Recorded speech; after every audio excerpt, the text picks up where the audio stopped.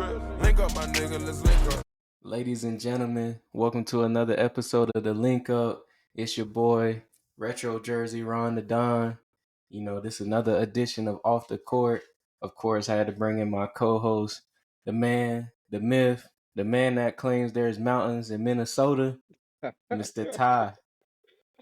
Hey, you got a lot of kickback on that, man. What the way they were flaming me up, boy. The algorithm really worked. Yeah, Man, I'm definitely. sorry. I apologize to the people in Minnesota. I stand corrected. My bad. It's hills. My bad. But since our last podcast, you know, we made some predictions. Some came true, some didn't come true. You know, it's been an interesting week of hoops. We got the conference finals going on, WNBA action, more trade speculations. But we're gonna get into it. We're gonna start with the conference finals. Man, that man, Luka Doncic hitting the go-ahead bucket, got the switch he wanted, took Rudy Gobert to the dance floor, step back, quick hitter, three, and the Mavericks go up 2-0 in this series, man. What's your thoughts on this series so far? Um, the Timberwolves, they look like a team that gas. Especially Ant. And a lot of teams usually go through the fire as far as, maybe they go to the first round, lose, conference finals, and lose. The Timberwolves really haven't really been this far. I think last year they lost, 4-1 and, made it all the way to the conference finals, and they look like a team that's spent. Like they're throwing out every bullet they have, and it's kind of still not enough because Ant got to guard both ends. Yeah. And with Rudy, it's going to be a disadvantage because Rudy can't play on the perimeter. And you have two of the best one-on-one players, ever to touch a ball in the NBA. And once they get that matchup and it's close in the fourth quarter, they're gonna set Rudy up, pick and roll, and you know they got closers, so it's a tough matchup. I think if the playoffs is matchup makes the fight. Because I feel like if Denver would have won Game 7, they're a better matchup for the Mavs. But the Timberwolves right now, it just seems like it's a bad matchup to be against those two closers they got over there in Dallas. Yeah, for sure. I mean, the first thing I noticed in these two games is the way the stars are being defended, right? So on the Mavs side, when it comes to guarding Luka, they're gonna trap him, but he also has a guy on his team. I don't know if you heard of him. You know, Mr. Number 11, Uncle Drew, Kyrie, step up, take big shots. Now, game 2 wasn't, the best Kyrie game that we seen, but he hit shots when it mattered, and then he also got, shooters on the corner, PJ Washington, Tim Hardaway Jr., Derrick Jones Jr. sometimes to a degree. So when they do trap him, Luka, and he also got the lob threats at the rim, which has also been a problem. So when you trapping Luka, I feel like what's really, because everybody say the Mavericks can't win playing the style that Luka plays, but he's such an underrated playmaker that when you try to trap him, he gets into so many like facets of his game, so many elements in his bag, like that he's able to do that. And then on the Timberwolves side, like what I've been noticing in the Denver series, they was trapping and like, trying to make him a playmaker. But the Mavs been playing him 1-on-1. And then Ant's been doing like, I remember the thing about him last year, like people were saying that sometimes he takes like shots that he shouldn't have. And sometimes I feel like in this series thus far, he'll try to ISO. He don't see nothing going towards the rim. He gonna shoot the three, which, sometimes he makes it. But a lot of times during these playoffs, he's had like up and down games where he's not hitting his threes. So I feel like, Dallas keeping that one defender on him and not trapping him and making him a passer so that all the Minnesota's shooters can get hot like a Karl Anthony Towns, that's making a big impact. I also feel like in this series, as crazy as it seems, Dallas bigs are definitely outplaying Minnesota's bigs, with the exception of Nas Reed, who's been going crazy. You know, Cat can't stay out of foul trouble. Rudy, once he get in the pick and roll, he gets switched off and left on the island.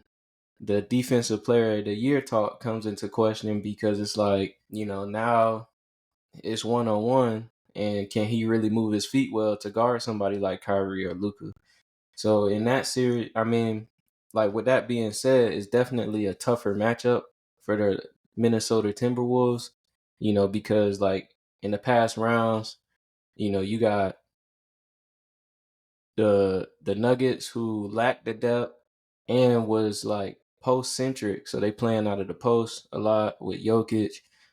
So it's not really, the same. Like Rudy not gonna be in pick and rolls too much, because really Jamal Murray was the only one running pick and rolls. But when you got people like Kyrie and Luka, it's more different now. So is there any way you see the Timberwolves bouncing back in this series, with all that being said? Um, in the playoffs, you always have to watch out for a letdown game. Um, so it's possible that they can win a game in Dallas. I don't see them winning 2 games in Dallas. So I see them at least being down 3-1, if not getting swept. Like I said, it's a bad matchup. Like I watched Ant a lot, in the previous 2 series, and the energy was there. He's talking trash. He's playing defense. I've seen the first 2 games, a lot of walking up the court, even in Yeah. the first quarter, which means, you know, he spent a lot. Like, and a lot of people made a lot about him, you know, calling out Kyrie, which is it's just a competitor in him, but Kyrie's a different animal.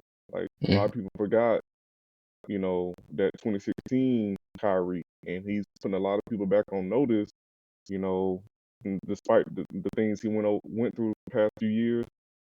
Some warranted, some not. But he's really showing that he's a problem, and he's only what, 32. Yeah. Um, he's in his prime, and he missed a lot of games, which means he's really kind of fresh to be 32. So I just feel like him and Luca, they meshing well. They pretty much figured it out. Like you said, the lob threats at the rim, the trade was just great for them. Oh Being yeah. able to pretty much unlock Luka and Kyrie at all times. And the scary thing about them is they really haven't played well the first 2 games. So, and they're up 2-0. So imagine a game where Kyrie really catches fire for a whole game, not just one half, or PJ Washington as he couldn't miss in the last series, or it's just overall a bad matchup for the Timberwolves. So they can win a game, maybe 2, but I see Dallas going to the final. Okay. I mean, for me, I don't think it's over yet. We still got to see what's going on with Luca. He was like wincing and limping a little bit up and down the floor. So that's something to definitely keep an eye on, because if he goes down or has to miss again, this can completely flip the series. But what's interesting to me, it's almost like with the rise of other teams in both conferences, like, I don't know, maybe it's just me feeling that way, but it's almost like Luca and Kyrie and the Mavs almost became like an afterthought, with the ascension of Ant Edwards. Now, like, because don't forget, like, when Luca didn't have Kyrie and all these weapons around him, he was still, pushing the Clippers with Kawhi and PG to game sevens. He was still, willing his team through games in the playoffs. So do you feel like, we haven't talked about, you know, everybody as a whole haven't talked about Luca enough and what he's capable of? Everybody knows Luca is a bad man. Like I said, his what he's done in the beginning of his career speaks for itself. I think because the Mavs were coming off a down year, not making the playoffs last year, um, there wasn't much expectation. Um, I mean, other than Luka possibly going for MVP, there wasn't championship expectations from the outside. But I think once that trade took place, it was like, okay, are we counting them in championship contention, or they just a dark horse to watch out for? And I think as they gelled towards the end of the season, it was like, yeah, in a playoff series, you have two players that can get you a bucket. And anytime that you can have at least one player, and they have two, um, it's not the regular season where you got to worry about, fatigue and, 4 games and 7 nights. Like, we're playing every other day, and you got to essentially, when it comes down to fourth quarter, if it's close, you have to stop a top 5, top 10 offensively gifted player. And I think now that, you know, Luka's putting on his show, it's like he's reminding people, but it's always been there. I don't think people really, counted them out. It's just matchup. And like I say, as long as Luka can play, because it's not like he's going out there and trying to be Scottie Pippen, trying to, lock somebody down. So as Yeah. long as he can, manipulate the game how he does, you know, they keep scoring. I mean, I don't really see anybody stopping them. As long as Luka's healthy, it's a problem. I definitely agree. Lee, one of the most talented, offensively talented backcourts we might have ever seen. Um, and so it looks like the sky is the limit for the Mavericks right now. One guy that said they would be in the Western Conference Finals. This guy, You did. definitely said that. But taking a look on the other side, of the bracket in the East, the Celtics are currently 2-0 in this series. After a close back and forth game one, they kind of, put their foot down in game two and was able to come out on top in that one with a big game from Jaylen Brown and Jason Tatum. And with game three set to be underway, in a matter of hours here, it was reported by Woj that Tyrese Halliburton um, will most likely miss the game tonight with the hamstring injury. So with that being said, it looks like we don't know what happens until the game happens, but it's looking more likely that the Celtics are going up 3-0 and potentially closing out this series. What are your thoughts on their run as of late? Uh, Once again, playoffs is about matchups and it's about luck. The Celtics over the past few years have been on the wrong side of and also ran into teams that I feel like wanted it more. But I feel like this year, definitely, definitely. But I feel like this year, luck has been on their side with injuries to the other stars in the Eastern Conference. So, I mean, regardless if the Pacers had Tyrese or not, I just feel like, yeah, the Pacers can get a game, but they're no real threat to the Celtics. Celtics has been here. They have the experience. They know that nothing else matters. Having the top seed in the conference, 60 some wins. None of that matters if they don't bring home the trophy. So I think their mindset is more so continue to build, you know, championship habits and try to, stay as healthy as possible because they know they don't really face a challenge until the finals. Because Indiana already is, don't have the experience and being down their leader, it's possible they can have a letdown tonight, not take the Pacers serious. It's possible. But no, they're not putting no fear in their heart. So it kind of sucks what happened in the East this year. But you know, Celtics know they pretty much it's cakewalk at this point, and we'll see what the real Celtics in about maybe a week, couple weeks from now. Yeah, I think June 6th. Is it June 6th when the finals? Yeah, June 6th. Yeah, right So, now it's like they just doing what they supposed to do. I mean, you beat up on a injured pretty much Heat team all year. Um, Second round, I mean, Cavaliers fell apart, injury wise, and hmm now the Pacers missing their best player. So I just think it's their time. It's their time. as far as being on the good side of the injury bug. So And you with like, agree with the, sorry to cut you off, but you agree with the narrative that this is the easiest path that somebody's ever had to the NBA final? I, I gotta think back, but it's definitely up there. Um, I think the Warriors, one of their title runs, might have been the first one with KD. Might have been easy. It's right up there as far as I think every team they faced, injury came along the way as far as the opposite side, even though they had the clear advantage. I Mm-hmm. remember, I think the Spurs was up by 20 and Kawhi got hurt, and there was no point in watching that anymore once Kawhi got hurt. Zaza. Um, yeah, definitely.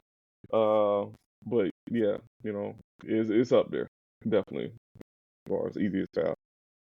I mean, for me, as a Celtics hater and a Heat fan, I'm not gonna take nothing away from this team.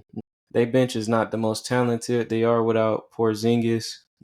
As long as Jalen Brown, and Jason Tatum, the two J's, show up and do what they gotta do, it's gonna be fine. They ran through the regular season, got the number one overall seed for the rest of the playoffs. So can't be mad at them. But I do agree. I feel like if you don't get it done this season, no matter who you face, the defending champs is not, in the race anymore. You got two teams who collectively have never been to the finals before, battling out in the West. And you have, Drew Holiday is a champion. So it's like it'll be a lot of questions that'll need to get answered if they don't win this championship. I know I'm speaking prematurely because the West is not decided, but I'm warming up to the idea of Kyrie going back to Boston and potentially snatching that championship from the Celtics. Oh That'd be yeah? a great storyline though. That'd be a great storyline because, like you say, a lot of things were said when he was there and then how he left, and Hmm. it'll be intriguing though. I was gonna say you gonna go Charles Barkley on me? Nah, not yet. But Okay, okay. I'm Thought you. just I'm trying to get something to look forward to. These finals. I got you. I definitely think if that is the case, it's gonna be a problem on both sides. Hopefully, like I said, it's all about them Jays, man. Like, Jason Tatum up and down, up and down. Jalen Brown has had a good playoff run, I can honestly say. And like, if Porzingis come back, that'll be a problem on, both ends. It's just all about who gonna guard Luca and Kyrie. Can Derek White and Drew Holiday get it done? And on the other end, who gonna guard Tatum and Brown? And if Porzingis come back, that's just gonna add an extra layer. But speaking of the Celtics, one of the teams that they eliminated in this playoffs was the Cleveland Cavaliers. Now we talked a little bit about the Cavaliers situation on the last pod. The potential outcomes of the whole Donovan Mitchell situation. It seems that the Cavaliers are growing increasingly confident that they will be able to extend Mitchell and retain him this offseason.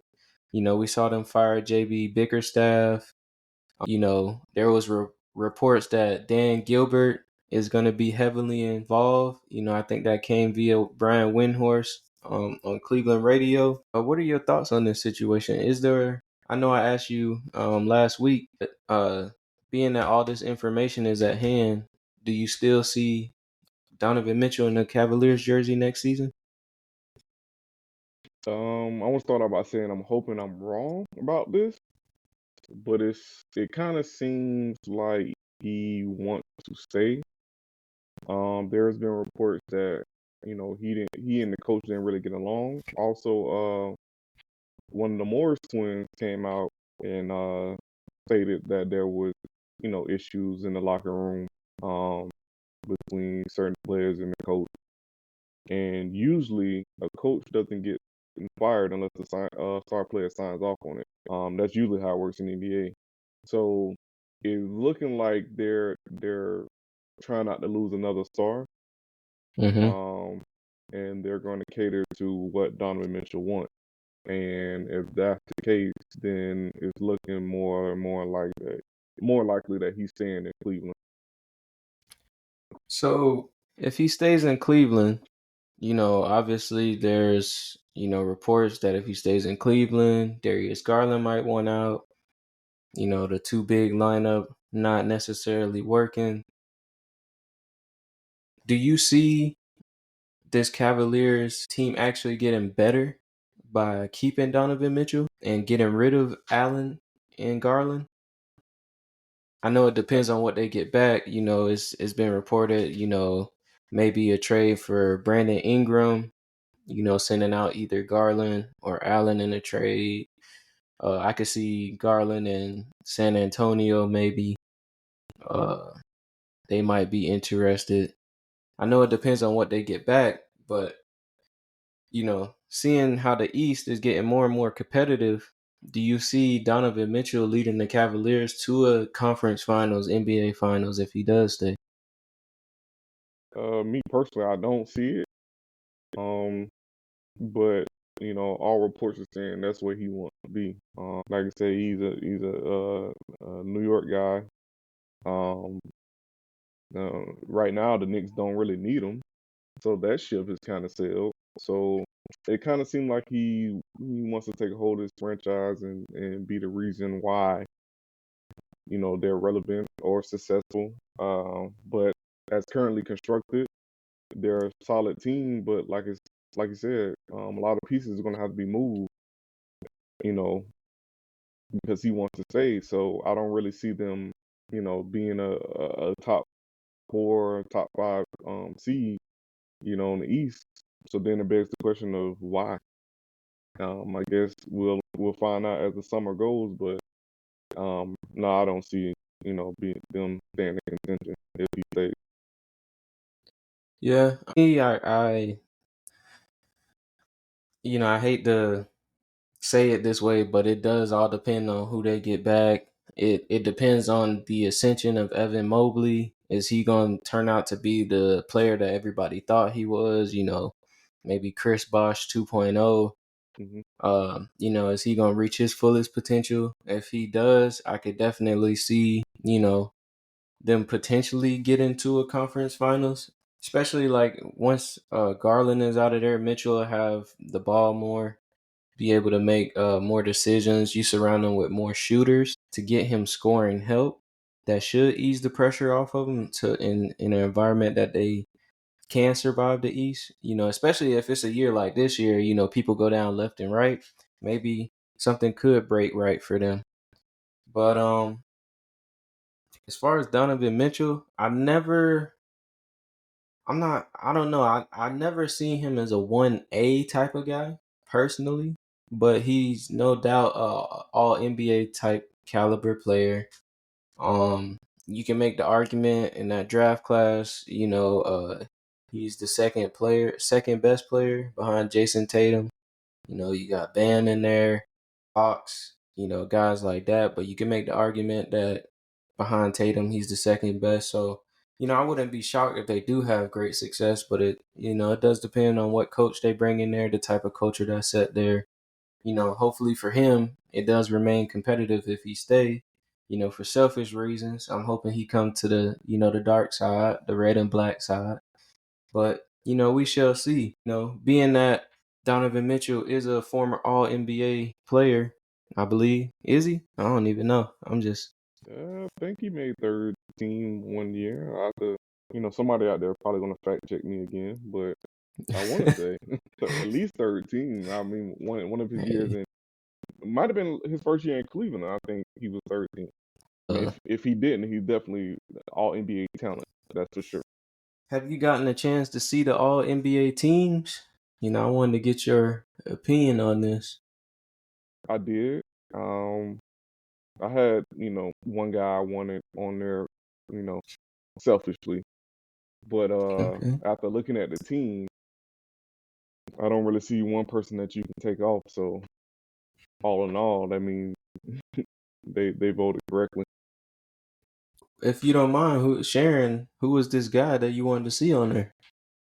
A little biased, but it was Bam Okay. Adebayo. Yeah, I mean, it's tough, right? Because Bam is already at a disadvantage because he doesn't have the most flashiest game, Yeah. and people look at him as a defensive player, even though he hasn't won Defensive Player of the Year, which is crazy. He definitely should have Wow. won it over Marcus Smart that year when we was the Definitely. number one seed. To each their own. With the year Sabonis had, uh, Anthony Davis went crazy. Obviously you got Jokic, Tatum. I really don't see him being bumped off the list. I mean, well, Bam, anybody being bumped off the list for Bam. I think Yeah. Bam has to get his offensive numbers up, which, he starts shooting that three ball, Hmm. we'll see. He might have some down the line in his future, because he'll Yeah. definitely be a two-way, bona fide two-way superstar if he get that in his game. But Yes. one that stood out to me, I had no problem with it because, obviously when the things were clicking for the Clippers, excuse me, Kawhi Leonard was definitely playing, you know, at the top tier level. I was just surprised to see him like on third team. I mean, on second team. Uh, I wasn't uh one because I think this year is probably the most games he's played in a few years, 2 or 3 years. True. Um, and when he played, he was a problem. Even the game that I attended this year when they played the Heat, squad on both ends definitely was a problem. And he if he didn't tail off at the toward the end of the year, he probably even got more votes for first team. He might not have made it, but he would have got more votes. He really had a solid year this year. And like I said, when healthy, we know Kawhi is top 15. Pushing top 10 at this point in his career. Um, it's just the injury problem, but he definitely had a solid year this year. And to me, deservingly made second team. Hmm. Do you think Jalen Brown deserved to make it? I know he said, he cares about making the finals and winning that championship, but do you think he deserved to make it? He had a good year this year. Like I said, he deserved it. A lot of people deserved it. I feel like Tyrese Maxey, you could have made the argument for him this year, but when you actually look at the team, it's like who do you take off to get to that point? Like I say, even like I was trying to pull up Kawhi's actually stats this year. Just you know for the sake of argument, Mm-hmm. but it's like when you really look at it, who can you take off? So Kawhi, I would say this year, what 24 points a game, 6 rebounds, 4 assists, 52% shooting. He played 68 games, and for Kawhi, that's A you lot. know that's a lot. Yeah. And I want to say, if you wanted to cross check Jalen Brown and Kawhi, I would say the game that stood out to me was when I think the Clippers went to Boston, and I want to say they beat them by at least 15. That's another fact check. Somebody's gonna fact check me on that too. But it was just, it showed if the Clippers were healthy and whole, these playoffs would have looked a lot different in my opinion. But that's the story of the Clippers every year. Yeah. But I would say, looking at Kawhi's season, catch him because I caught a lot of Clipper games because I was very interested in the dynamic when they got James Harden and the fit. Westbrook coming off the bench. I was very, intrigued about how they would do, and I caught a lot of Kawhi games this year. And if anybody, you could make it, I believe he was definitely deserving of second team. Do you think the Clippers run it back again next year? Do you think they should? I don't see why not. You going into a new building, you got to sell seats. Yeah. Um, and like I said, it's been the same tune for the last 3, 4, 5 years about their injury problems. But going back to my Celtics example, they had the same issue. Injuries, just kind of catching the wrong team, wrong matchup, and it's like you have to make that decision to keep together, break it up. I just feel like for them to break it up, it's like where do you go? Because they already a tech team, so like not bringing it back, it's not like you can go out there to sign anybody, Mm-hmm. because of the prior commitments you made, and you traded for Paul George and gave up, all those draft picks, you know, so you really don't have the opportunity to build like that. So it's like you kind of have no choice but to run it back and just hope for help because the way their team is, a 7 game series fully healthy, I give them a shot against anybody, but they have to be healthy. I mean, I don't know. Like with me, I just feel like this roster is getting older and older every year. Russell Westbrook, one of my favorite players of all time. I want him to win a ring. Can they do it in LA? Every year. Can they stay healthy? Every year. They not healthy. And the older you get, this stuff just doesn't get better. You don't get healthier as you get older. Even LeBron, in the early parts of LeBron year, I mean, early parts of LeBron career, he rarely got hurt. Ever since he been with the Lakers and he's gotten older, just injury after injury after injury, and this like one of the most durable people in sports. So it's like, it's one of them things. I get it. They got no draft capital, but what you could do, you could trade all these, you know, people for, like, say, for instance, PG decides to leave. You could do a sign and trade. Make sure you get somebody younger back. They need to get younger. And, you know, and you could possibly get a pick or two back, in a sign and trade with him if he does choose to walk. You got the James Harden question. Are you going to pay him? Are you going to let him walk? So it's like they could free up some money. It's just really up to them and what they decide to do with their roster. But I know, Steve Ballmer don't look like the kind of guy that's going, just let his team get trash. So Hmm. I get it. New arena, they want to fill the seats, but I don't know. I just get tired of seeing the same team lose for the same reason. Yeah, yeah. So Keep in mind they're all LA guys, so it's yeah, it's it's kind of one of them things of like they're stuck, you know. It's a sticky situation. It's like you can try to maneuver and get creative and sign them trades but it's no guarantee that, I mean, unless you're only doing it for draft capital, there's no guarantee that you're gonna be somebody next year because the main person that kind of gets hurt is the only person that's really locked up right now. Everybody else, PG is going to be a free agent. James a free agent. Russ has a player option. So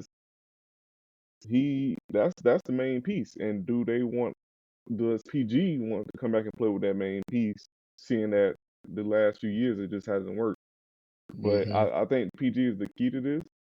I'm pretty sure James wants to come back, but Kawhi and James not steering nobody. So it's it all starts with PG and his decision because I can see PG fitting on a lot of teams seamlessly and making them better. But I was gonna say, I don't know if you heard, but Evan Turner said if he go to Philadelphia, that'll be the weakest duo in history. oh, I wouldn't say that because but that's another player with injury history. But everybody knows Joel Embiid fully healthy, and even sometimes not even fully healthy, can't nobody stop. So I wouldn't say it's the weakest. It wouldn't be the weakest duo, but once again, rolling the dice. Hopefully, he can stay healthy. But I'm a Heat fan, so I honestly I don't care if they not wearing that red and black and white. I don't care. I respect it. I respect it. Speaking of the Heat, they got the 15th draft pick in this year's draft, and a guy that has been mocked to them has been Zach Edey on a couple of mocks. Do you feel like his game will translate well in the NBA? Depend on what you're trying to use him for. I feel like if you're picking him to be a starting center, somebody to be relied on um, early, I don't feel like that's his game. Um, Especially now with everything pace and space, pick and roll basketball. Like you see what they're doing to Rudy Gobert, and that's quote unquote 4-time defensive player of the year. So, and Edey to me moves slower than that. So I just don't see it. I'm hoping he does not select him. Personally, no hate Zach Edey, but I just see it. If you want to, him your backup big, playing some minutes, But as far as relying on him, I feel like first round pick. You're banking on the future, and these the guys that you know supposed to win you games, especially when it comes to fourth quarter. And I just feel like the way the NBA is now, he's going to be a defensive liability with all this offensive talent, and I don't have to go drive to the basket. I can literally just pick and roll you to death and get you out on the island and swing, swing, swing, open shot, and then you can't play him. So why draft a player that's going to be unplayable in different matchups? That is my opinion. Now, I do feel like it's fit dependent. Like if he go to a team, say Boston, the backup for Porzingis, I feel like that'll be a great fit for him. I feel like he can come in. Yeah, you worry about the defense, but being that Boston has so many other switchable weapons on defense, all he got to do is just clog that paint. At least in the regular season, in the playoffs, they gonna try to expose him. But I feel like he got great touch around the basket. I know shooting in an empty gym doesn't really mean nothing, but at the combine, his shooting form, his shooting numbers are pretty decent. And like, he's been getting comparisons to any large basketball player from Taco Fall to Boban to Yao Ming. But to me, I see him as an Ennis Cantor. I see Disrespectful to Yao. By the way, Yao was a problem. That's very disrespectful. nah, he was, but I think people are just going off of size and but Mhm. I honestly think like he can come off like me. I see like Ennis Cantor. Like Ennis Cantor wasn't the most skilled defensive big at all, but like he'll come off the bench and get you almost 10 and 10. So I feel like with Edie's touch around the basket, he could fit that same role. Like he just come off the bench, get you 10 boards, get you 10 points. Like I feel like he could easily do that in the league. I could see him on a team maybe backing up Jokic, for a couple of minutes, something like that. But I just feel like it's fit. Now, whether he's a lottery pick or not is to be determined. But I definitely think there's a place for him in the league. It definitely if he can score. Yeah, it's definitely a place for him in the league. Don't get me wrong, but you know, I'm to the era. It's a different era. I'm not picking him to be my starting center. I'm not picking him to get me 20 and 10. Like the era, it's a different game. So it's like, yeah, it's a regular season, playoffs, they're gonna exploit matchups, but it's like that's what I'm worried about, the playoffs. Like I'm not worried about how many games you play in a regular season. Yeah, we got to get to playoffs, but if you can't be on the floor because they're gonna pick on you, what good does it do me? Like that's Yeah. why I said backup big. Big is in foul trouble. Big needs a little rest here and there. I get it, but I just feel like if it was a 2004 NBA draft, he might go top five. He just might. But the game is just a different game, and if you can only defend at the rim, then what good are you? Like look at Dallas too big. They're both agile. Yeah, they can block shots at the rim, and that's where they're most effective. But I've seen them many times switch out, and yeah, they're not going to stop a perimeter player, but they can at least maybe challenge a shot, or it don't look like how Rudy Gobert looked like he was on skates last night. It's totally different. Like if you're gonna have a big, he needs to be able to move. That's just the era that we're in right now. I respect it. You know, it's TBD. But you know, we talking about the future of the league. One of the things I love best about the NBA is getting to watch my guys, Ernie, Shaq, Kenny, and Chuck, every Thursday night on TNT. It's rumors that one of my favorite shows could potentially be coming to an end. You know, the NBA is in the process of doing a new media rights deal. You know, we already got Disney, NBC, Amazon lined up. Right now, it's not a done deal, but it's not looking too good as far as, you know, Warner Bros. And Turner matching any type of money or paying more. Is this a you know a major blow to the culture, man? Uh, I'm torn on this. I'm not gonna even lie. On one hand, I grew up watching it, so it kind of holds a special place to me. On the other hand, we're in the era of 24/7 media with podcasts such as this one. But yeah, I think it's one of those things where you never want to see good shows and good programs end. Um, and I don't think nobody would be able to, touch at least soon like their run that they've been on for, 20, 30 years. But I think it's coming to an end with the way that media is done today. It's probably a good time, you know, unfortunately, to probably, be on its last wave or last few shows because, media just is just different now. I don't know, man. This a tough one. One that might bring a tear to my eye, man. Like Charles Barkley reminds me a lot of somebody who was very close to me. So like it's one of them things, Very true. Very you true. know. And those guys, they like four, you know, distant uncles that you get to watch on TNT, you know, every week during the basketball season. So it'll be tough, you know. It's just like I don't know. I feel like it'll be hard to get another Charles Barkley, man, to get another Shaq, get another Ernie, even a Kenny on TV. Like I don't think it'll ever be duplicated ever again. Um, I never forget like one. This was during the playoffs. I think right after Drake had dropped Views, and they was doing like basically like swapping everybody out. And Charles Barkley, like he was doing like the views from like a Krispy Kreme, and then they show Oh Shaq. yeah, views Shaq from was Kobe on shoulders. Kobe's shoulders. That's Yeah, one of yeah. the my personal favorite moments. That and whenever he talk about San Antonio women, Oh yeah, definitely. yeah. I won't do that because Oh he yeah, did enough. He did you already enough for got that one. problems in another city. So Yeah, yeah. So I'm not gonna do that.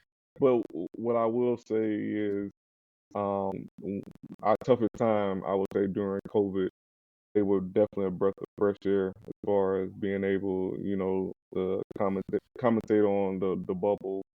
And yeah, I think Charles, famous one, I think from that bubble was he had picked Portland to upset the Lakers that year. Portland, I think, when they still had Dame and Melo, headman Melo, and Portland ended up stealing game one, and Charles actually got his prediction right. So when the post game came on, there were no words. All you saw was Charles sweeping the ground, and they was like, "What you doing?" And he was like, "Sweep, sweep." And it's just like it's just entertaining. The rest of that series ended up being 4-1, yeah, but it just they provide a lot of entertaining moments, bringing celebrities, rappers, different things. I always I've been a fan of the gone fishing segment in the playoffs. How they get creative with that. Of course, they brought Shaq in the pool. Shaq was yeah. doing that prior to joining the show, but they brought that over. JaVale McGee. Like it's been a lot of funny moments that, like I said, you probably never be able to duplicate. Luckily, we still have YouTube to go back if it does get canceled, but it's kind of looking like it's headed that direction.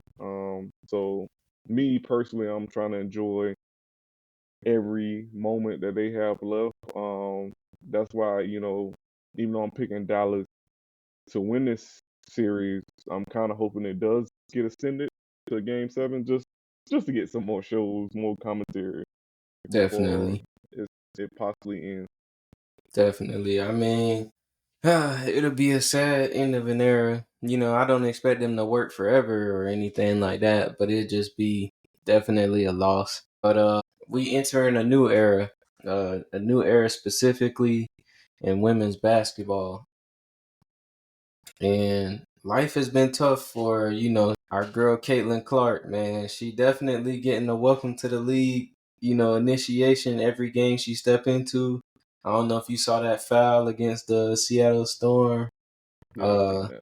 I don't That's know if it stupid. was Jewel Lloyd or Enrique. Not Hmm. Enrique. Dang. I think One that's of her first name. the Agumake. Yeah, Yeah, yeah. I know you're yeah. talking about. But they definitely welcomed her to the league.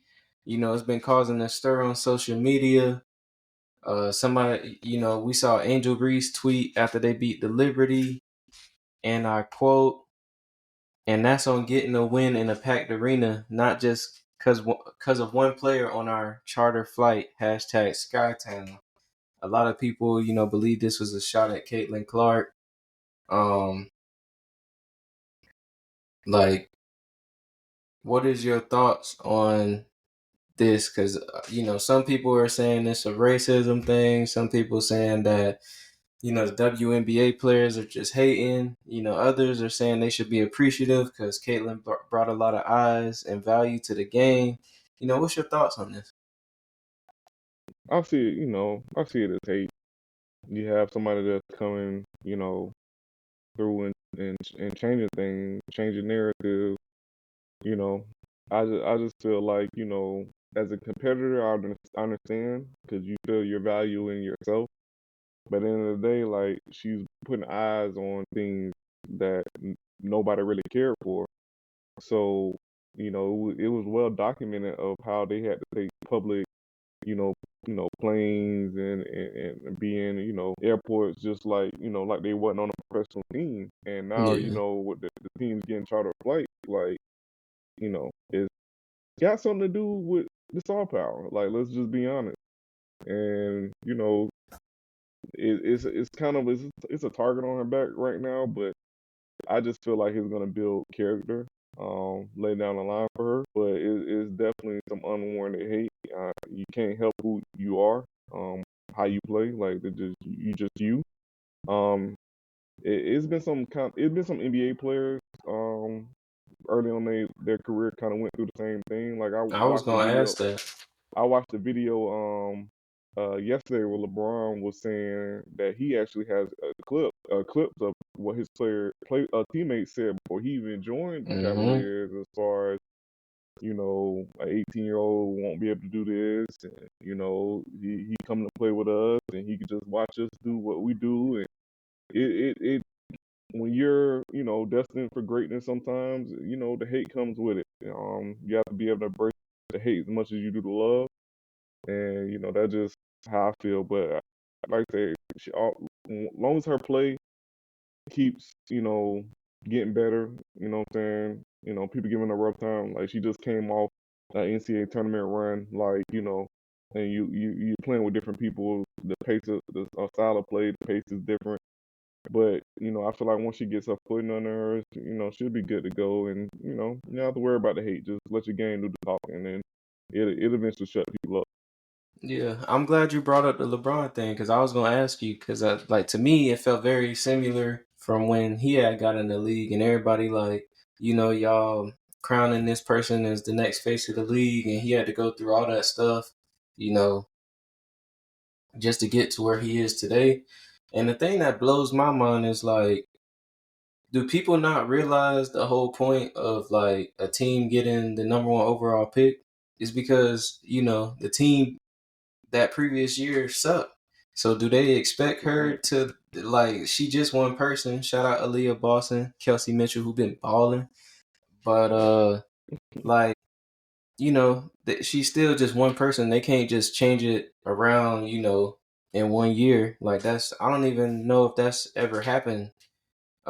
Despite the Lakers, who ended up with James Worthy like as an early draft pick. Like nobody just came in and just took their team to the championship right away. And I also feel like it's unfair because it's not just Caitlin Clark who gets attention. They might not get as much, but Cameron Brink gets attention. Andrew Reese gets attention. Like it's other players who that just came in who's bringing more eyes to the league. It's not just Caitlin Clark herself. So, the fact that people believe that is crazy. I don't want to get too deep into the race thing. I definitely think it plays a little bit of a part, but I don't think it should matter. Like she cold, bruh. If you a Yeah, great player, you a great player. Like for me, I like watching her hoop. I don't think it matters whether she black, white, green, or blue. Like you go out there and put up buckets, like you like that. yeah, So I'm pretty like she said, she not on social media, she not worrying about it, she just trying to hoop. So as long as she stick with that, I think she'll be straight, honestly. So I agree. to everybody else, it just take time, man. None of the greats were great right away. Even though Yeah, y'all like to say Michael is the greatest of all time, he struggled for many years before he reached the mountaintop. LeBron struggled for many years before he reached the mountaintop.